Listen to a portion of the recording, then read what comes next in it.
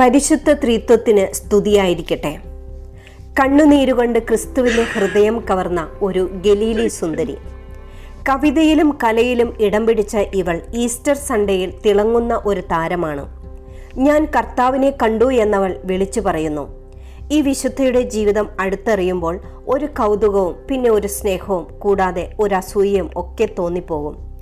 അപ്പൊസ്തലന്മാരുടെ അപ്പൊസ്തോല എന്നറിയപ്പെടുന്ന മേരി മഗ്ദലേനയെക്കുറിച്ചാണ് നമ്മൾ ഇന്ന് അടുത്തറിയാൻ പോകുന്നത്. ബഥാനിയയിലെ മറിയത്തോടൊപ്പമുള്ള മഗ്ദലേന മറിയത്തെയും പാപിനിയായ സ്ത്രീയെയും പോൾ ആറാമൻ മാർപ്പാപ്പ 1969 പൊതു റോമൻ കലണ്ടറിൽ നിന്നും നീക്കം ചെയ്തിരുന്നു. എന്നാൽ 2016 ഫ്രാൻസിസ് മാർപ്പാപ്പ ജൂലൈ 22 മഗ്ദലേന മറിയത്തിന്റെ ഓർമ്മ തിരുനാളായി വീണ്ടും ഉയർത്തി. മറ്റു പ്രൊട്ടസ്റ്റന്റ് സഭകളും അവളെ വിശ്വാസത്തിന്റെ നായികയായി ബഹുമാനിക്കുന്നു. ഗലീലി തടാകത്തിന്റെ പടിഞ്ഞാറു ഭാഗത്തുള്ള മത്സ്യബന്ധന ഗ്രാമമായ മഗ്ദലയിലാണ് മേരിയുടെ ജന്മനാട്. അവൾ ഈ നാട്ടുകാരിയായിരുന്നതുകൊണ്ടും സുവിശേഷത്തിൽ പറയുന്ന മറ്റു മേരിമാരിൽ നിന്നും തിരിച്ചറിയാനും വേണ്ടി മഗ്ദലേന എന്നവൾ വിളിക്കപ്പെട്ടു. യഹൂദ മതത്തിൽ അന്ന് സ്ത്രീകൾക്ക് ലഭിച്ചിരുന്ന അംഗീകാരത്തിനുപരിയായി വലിയ സ്ഥാനം മേരിക്ക് യേശുവിൻ്റെ ജീവിതത്തിലും സുവിശേഷ പ്രഘോഷണത്തിലും ലഭിച്ചിരുന്നു. യേശു അവളിൽ നിന്നും 7 പിശാചുക്കളെ പുറത്താക്കിയെന്ന വിവരണത്തിൽ നിന്നും യേശുവിൻ്റെ കല്ലറയ്ക്കരികിലും സമയം ചെലവഴിച്ചിരുന്നു. അങ്ങനെ യേശുവിനോടുള്ള ആഴമായ സ്നേഹത്തിൻ്റെ പ്രതിഫലമായിട്ടാണ് ആരും കൊതിക്കുന്ന ആ സ്വർഗീയ ഭാഗ്യം അവൾക്ക് ലഭിച്ചത്. യേശു ഉത്ഥാനം ചെയ്ത ശൂന്യമായ കല്ലറ ആദ്യം കാണുവാനും ഉത്ഥിതനായ ക്രിസ്തുവിനെ ആദ്യം ദർശിക്കുവാനും യേശു ഉയർത്തെഴുന്നേറ്റുവെന്ന് ആദ്യമായി അപ്പൊസ്തലന്മാരോട് പറയുവാനും ഭാഗ്യം ലഭിച്ചവളാണ് മേരി മഗ്ദലേന. അവൾ യേശുവിൽ നിന്നും സൗഖ്യം പ്രാപിക്കുന്നു. പിന്നീട് യേശുവിൻ്റെ നിഴലുപോലെ അവൾ കൂടെ നടക്കുന്നു. ഞാൻ കർത്താവിനെ കണ്ടു എന്ന് അവൾ ലോകത്തോട് വിളിച്ചു പറയുന്നു.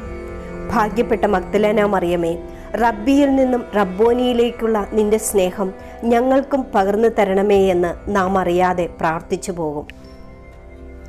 1921 പ്രസിദ്ധീകരിച്ച വള്ളത്തോൾ നാരായണ മേനോന്റെ മഗ്ദലേന മറിയം എന്ന നീണ്ട കഥ ഏറ്റവും മികച്ച കാവ്യകൃതികളിലൊന്നാണ്. അസാധാരണമായ നേട്ടം കൈവരിച്ച ഈ കവിതയിൽ ക്രിസ്തുവിന്റെ പാദം കണ്ണുനീരുകൊണ്ട് കഴുകി തലമുടി കൊണ്ട് തുടച്ച് തൈലം പുരട്ടി പാദം ചുംബിക്കുന്ന മേരിയെയും പാപികളോടുള്ള ക്രിസ്തുവിന്റെ അതിരറ്റ സ്നേഹത്തെയുമാണ് ചിത്രീകരിച്ചിരിക്കുന്നത്. ലൂക്ക സുവിശേഷത്തിൽ ഫരിസേയനായ ശിമയോന്റെ വീട്ടിലേക്ക് ഒരു വെൺകൽ ഭരണി നിറയെ സുഗന്ധ തൈലവുമായി വരുന്ന പാപിനിയായ ആ സ്ത്രീയും ലാസറിന്റെ സഹോദരി മറിയവും മഗ്ദലേന മേരിയും എല്ലാം ഒരാൾ തന്നെയാണെന്നും ചില പഠനങ്ങൾ അഭിപ്രായപ്പെടുന്നുണ്ട്.